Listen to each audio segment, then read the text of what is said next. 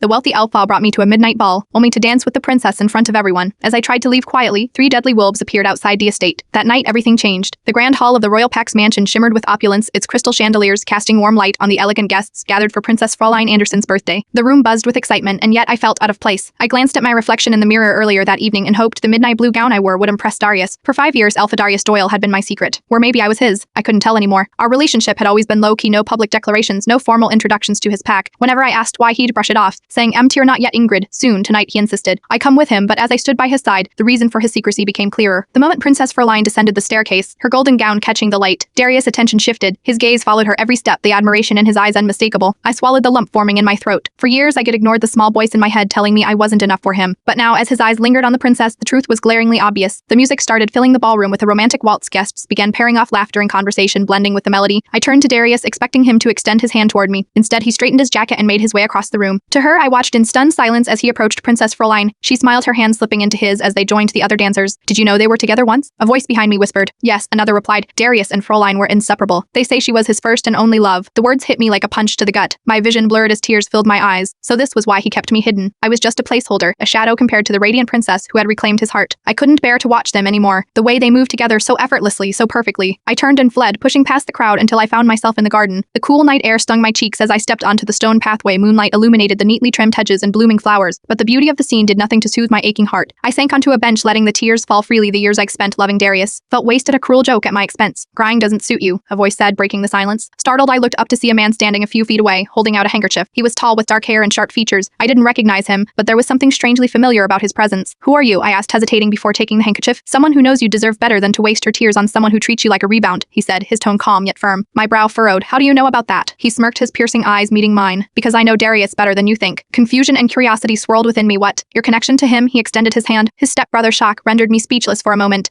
Darius had never mentioned a stepbrother. "You were his quiet stepbrother," I finally managed to say, my voice barely above a whisper. Vincent nodded, his expression unreadable. "Yes, though we were hardly close." "Darius has always been good at keeping secrets, hasn't he?" The bitterness in his tone was hard to miss. I didn't know what to say. My world had already been turned upside down tonight, and now this Vincent steadied me for a moment before sitting down beside me. "You don't have to do this, you know, cry over him. Let him hurt you." I looked away, my hands gripping the handkerchief tightly. What choice do I have? He's gone back to her. I was just a distraction for him until he could have her again.